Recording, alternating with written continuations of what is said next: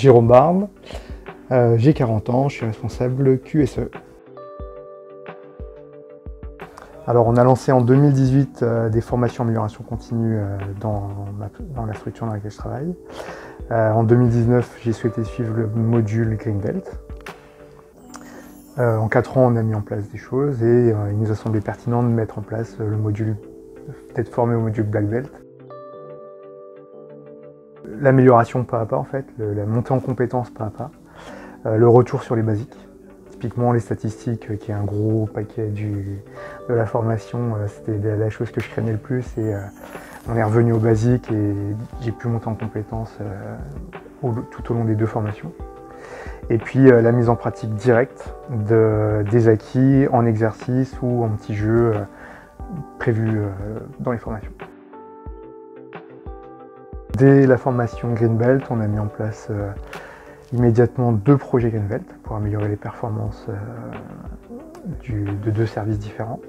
Et puis à l'issue de cette formation et 2022, on a utilisé les outils qu'on nous a proposés, notamment pour améliorer les conditions de travail, dans un périmètre bien dédié. Et puis là, à l'issue de cette formation, l'objectif c'est de mettre en place un projet d'amélioration des délais de l'ensemble de l'entreprise. C'était assez facile parce que c'était un projet d'entreprise déjà. Donc on était quand même tous impliqués et tous motivés pour faire avancer les différents sujets. Après on a utilisé les jeux mis en place dans les formations pour, par le biais du jeu, impliquer les personnes qui n'ont pas été formées. Typiquement, le jeu de la catapulte qu'on nous a appris, j'ai acheté une catapulte et je l'ai mis en application sur le site. Ce qui fait que par le jeu, en fait, on a fait acquérir des connaissances et comprendre l'intérêt de la mise en place des différents projets. Et puis ensuite, c'était des groupes de travail, des réunions, des formations en tête-à-tête ou en groupe pour faire adhérer et valoriser un petit peu les actions de chacun.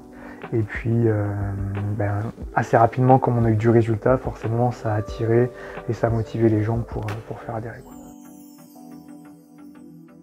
Je trouve, de mon point de vue, c'est que les formations sont suffisamment, et les formateurs sont suffisamment vulgarisateurs, entre guillemets, pour que ça soit accessible à tous.